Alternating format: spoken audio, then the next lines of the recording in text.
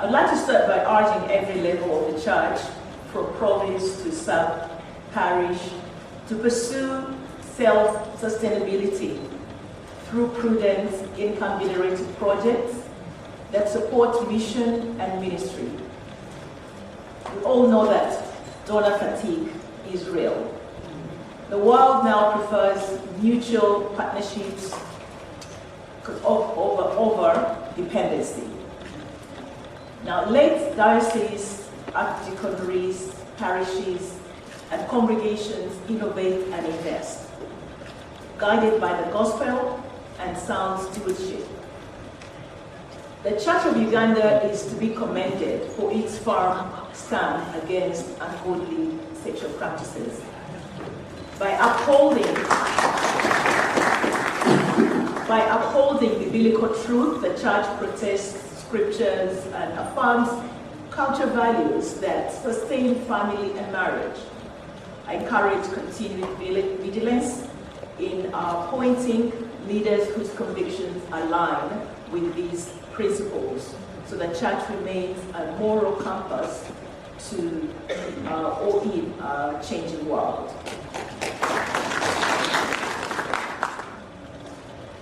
Now, mission schools must prioritize character formation alongside academic excellence. The Archbishop has informed us of the number of education institutions that we have today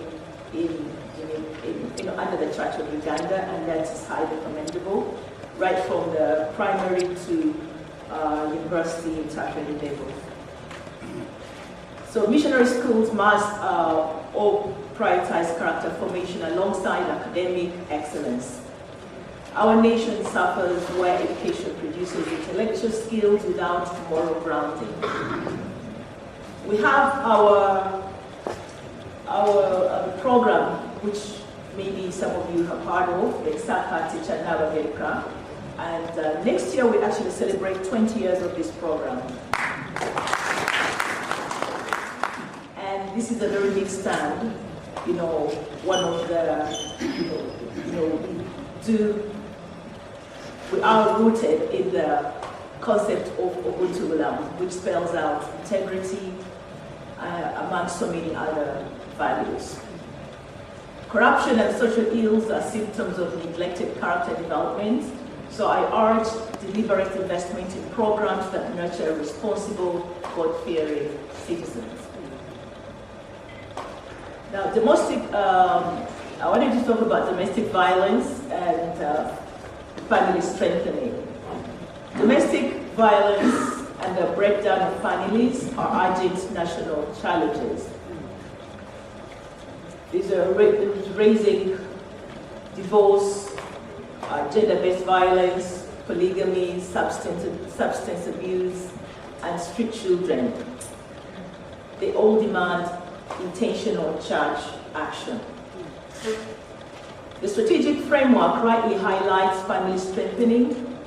The church must scale up JBV advocacy, integrate these marriages into preaching and programs, create safe places for victims, and strengthen pre-marital and marital counselling alongside regular couple seminars, and promote harmony and joint stewardship. Now, on the premarital counseling, it is believed that premarital counseling under the Church of Uganda, and please correct me if I'm wrong, but it's believed that it's often treated as a formality, like a rubber stamp or marriage certificate for a marriage certificate, because it may be too brief or rushed in some cases, and sometimes exceptions are made. Couples live without enough knowledge or guidance for married life. As a result, some enter marriage not well informed, which can weaken the foundation of the relationship. Counseling in Church of Uganda should be given proper time and seriousness to prepare couples meaningfully and strengthen marriages.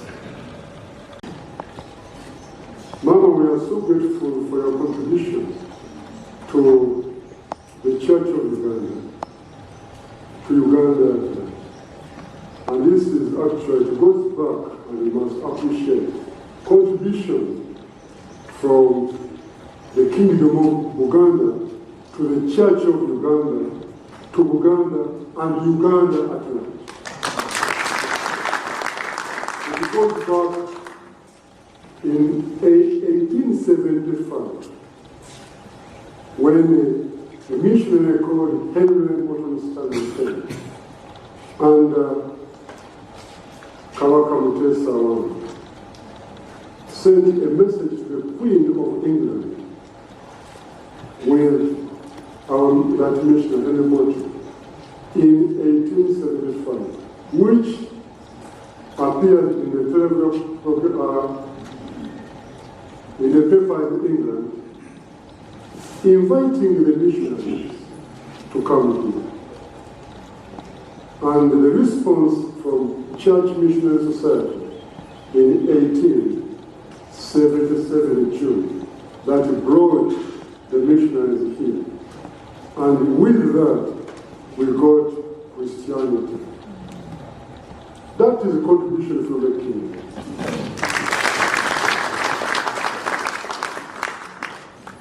With that, we got formal education, and we have schools. And currently, at the Church of Uganda, we have 5,200 church-funded schools, 630 secondary schools, 50 vocational schools, and we have a number of universities, but 5 are so key. And the most the senior one for the Church of Uganda. We have Uganda Christian University, headed by Vice Chancellor, Professor who is here. And all your team, you are here because of the contribution from the Uganda team.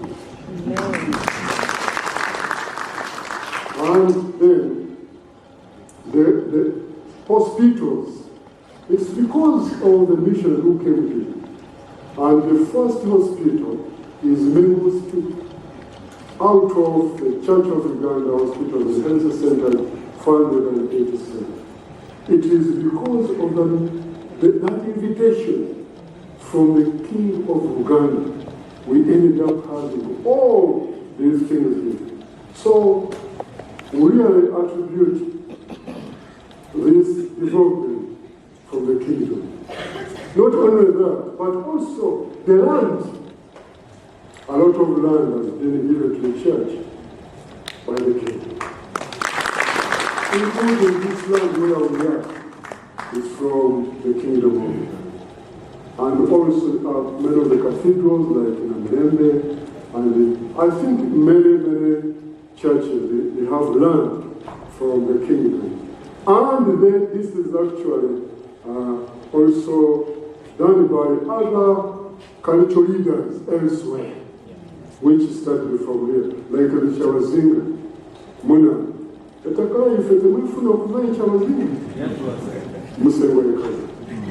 from Unyoro, and some other places, Bishop Sheridan, he will tell us, Bishop Sheridan, stand up as the dean of the province, for us. That's why we were invited. Because we know the contribution from the king. But also you as a person. We appreciate you for your contribution. And also some such Kabaka, Ronald, the contribution. We are so grateful for the Nabagereka Foundation, which was started in 2000. Which you started yourself for the purpose of skilling the children, for the purpose of ensuring that our children, they get moral values. What you are doing through a circuit to ensure that there is rebuilding of humanism into humanism. And it's very important because we have lost the values. And this is something I want to appreciate you for because you are always inviting all the children, not the Uganda children, but children from Uganda and elsewhere who always come to Ekisaka and you teach them. Let us clap for Mama. This is very important. The health values, the way we have put emphasis on immunization, especially polio, measles, caring for those who have HIV/AIDS, the care